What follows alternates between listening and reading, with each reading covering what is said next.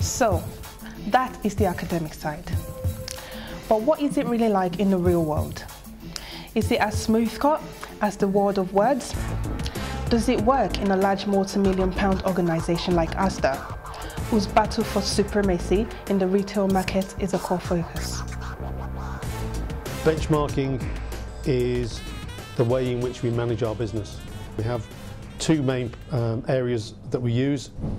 One's internal, which is obviously our own performance, and the other one is obviously external. As a retail organisation, the paying public are our biggest centre of focus and obviously our biggest concern. So the external benchmarks that we use are basically all across retail. They're the fairly obvious stuff around pricing, quality of service, quality of range, quality of products, and customers' perceptions is a big part of that. So, and they're used right across the industry. So we need to understand, particularly from those external benchmarks, what our customers think, and particularly about what makes our customers decide where to shop.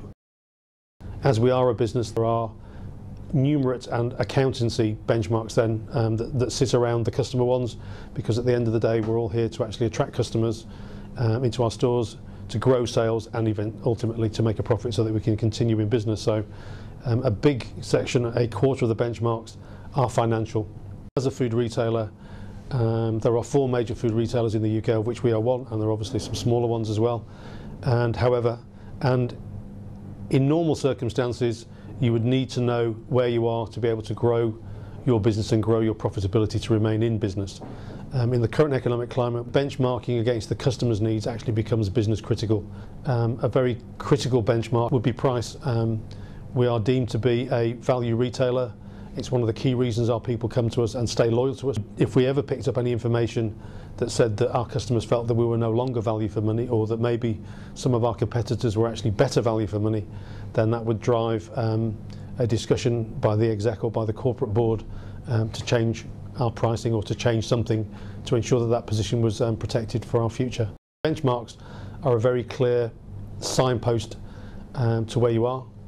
The customers tell us where we should be going, and in very simplistic terms, you're trying to align the two so that the business is going in the direction that the customers have pointed you in. And if you're not, then you need to adjust course by using the benchmarks and reorientate yourself to be in the right place for those people that pay our wages.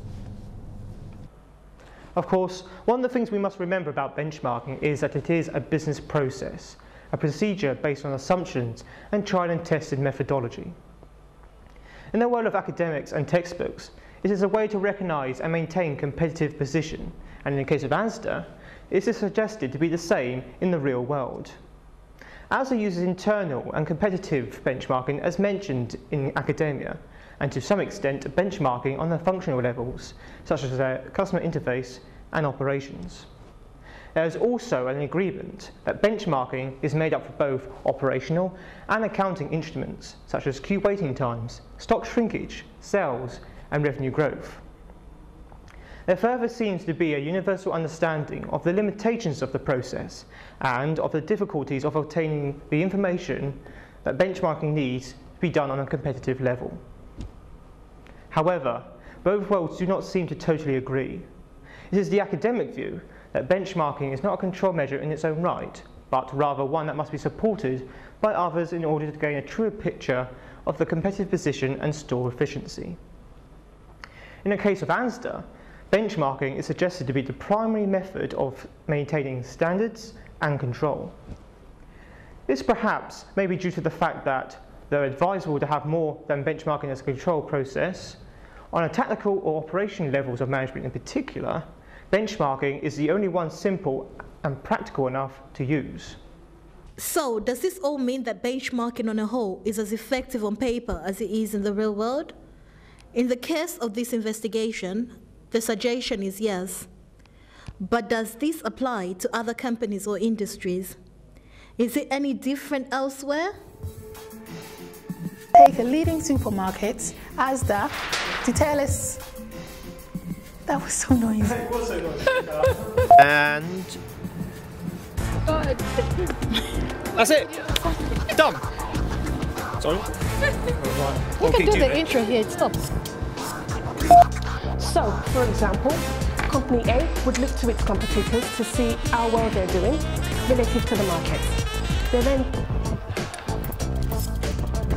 Everyone uses it. Companies, banks, government institutions, and universities.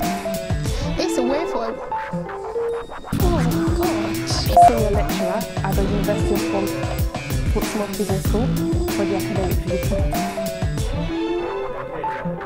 Oh, blah, blah, blah, blah.